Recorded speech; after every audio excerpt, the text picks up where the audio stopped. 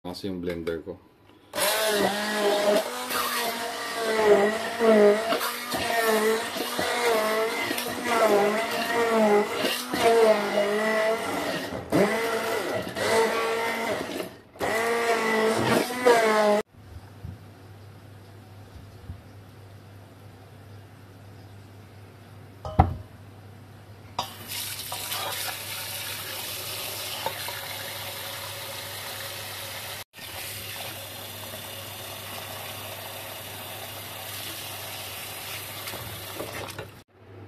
Ayan, so we boiled this one for approximately siguro mga 2 hours, no? And boiled and simmer lang. So here's our beetroot. Ayan, nag-peel off na siya. So madali lang naman balatan to. Then check na lang natin. Oh, ayan, no? Super lambot na. Natutusok na natin siya, no?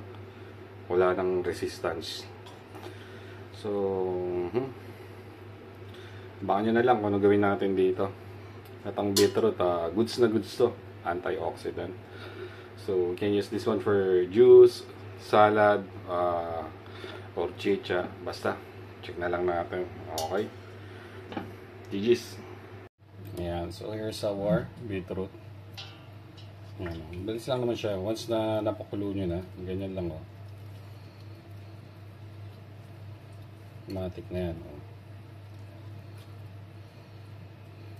Nilagay lang muna natin yung mga soft part ng balat. Ngayon sa side. Itong roots, cut na lang natin later on. So, ganyan yung itsura nyo. Yan, tabi na natin.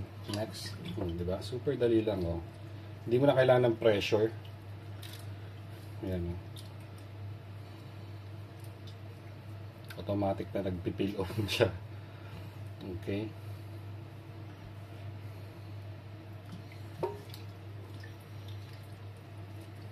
Maraming benefits to mga bossing. So sa isa rin to sa mga super fruit ba to? Hindi bata fruit to, no? Mga superfood. So antioxidant. Sabi nila maraming benefits na nagre-reduce raw ng mga cancer cells. So ewan ko. Check na lang natin, no? Double check nyo na lang. Ayan. Wow. Okay. Ayan. So from here, ayan, kita nyo. Peel up lang natin. Cut lang natin ito. And then itong root. Ayan. Ayan, pakita ko sa inyo yung loob. Yeah? Very soft. So, i-stack na natin to. Ayan, oh. Wow. Super soft. Wow, ang ganda, oh.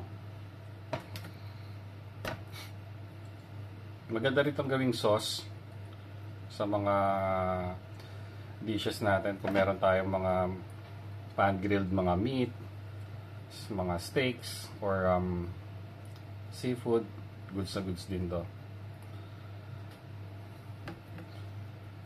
So, abangan nyo na lang kung ano gawin natin dito. Hindi ko pa rin alam, eh. Iniisip ko pa. Ayan. Okay. Ayan, so ito na siya, no? Abangan natin.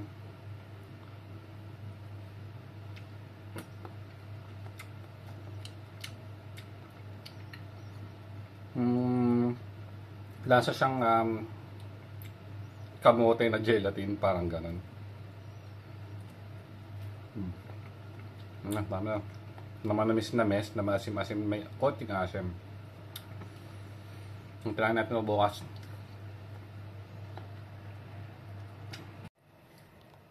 Ayan, so tirahan natin ito.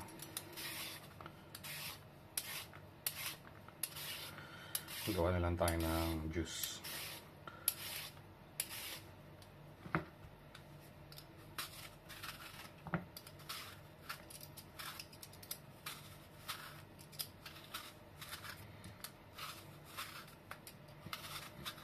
So, gawa tayo apple, guava, and then carrots.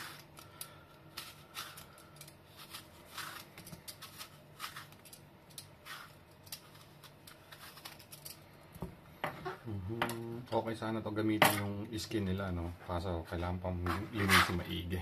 And tinatamad na ako.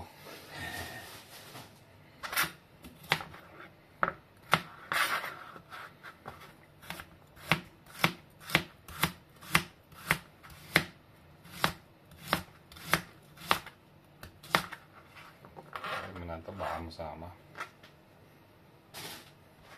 And then yung apple natin.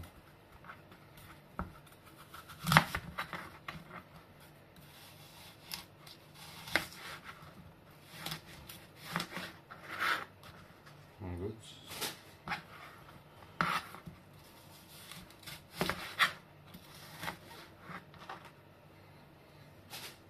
Then guava.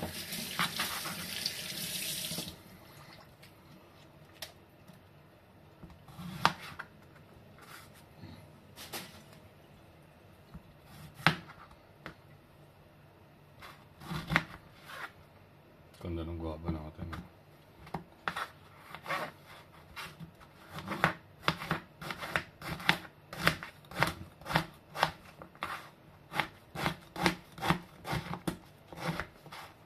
Okay. Saan yung pichel natin? Yan, so ito yung pichel natin. Lagyan natin itong guava. Ito ilubi natin today, no? Carrots, apple, dyan na. And then yung beetroot natin kahapon. Ito. Hanggang pa natin ang isa. So yan na yung blend natin. Blend ko muna. Ayan, so ito na yung pagamitin natin. So we have your carrots, bayabas, mansanas, or apple, tsaka yung beet natin. Start na tayo. Ayan, so sugar, optional. Sugar or honey. Ayan, naubos yung honey ko. Sugar na lang, konti. Ayan.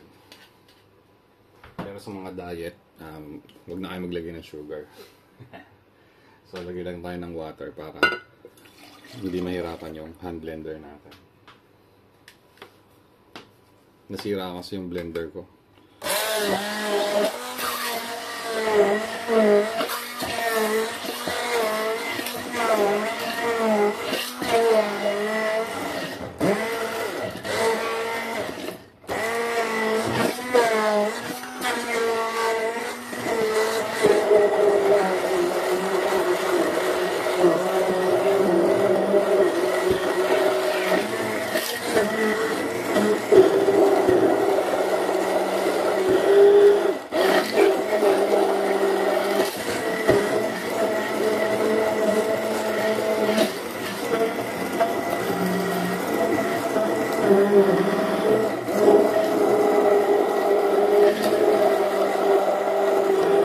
Okay na.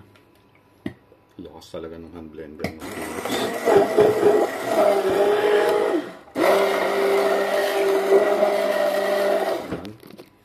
Yan ang kita nyo. Medyo thick to. Dagdagan na lang tayo ng water. Para maging juice type siya, no? Tapos na siya. Nagdagdag na tayo ng water. So yung consistency niya. So kung ayaw mo naman kainin yung pulps o gusto maging fine yung idaan mo na lang sa strainer. Okay? Pero ako ayoko na daan doon. Kasi extra nutrients din naman yan. Okay? Tsaka extra bigat sa tiyan. Tapos lagay na natin dito. Yan na yung iinumin natin. Iwas muna tayong kape. Isang kape lang tayo muna sa umaga. Dati nakakalima ako eh. Juice na lang tayo muna. Okay. Juice. O yan o. Jess, tirahin mo na to. So meron tayo ng beetroot, banana, and apple. Lagyan mo na rin ng gatas tsaka condense.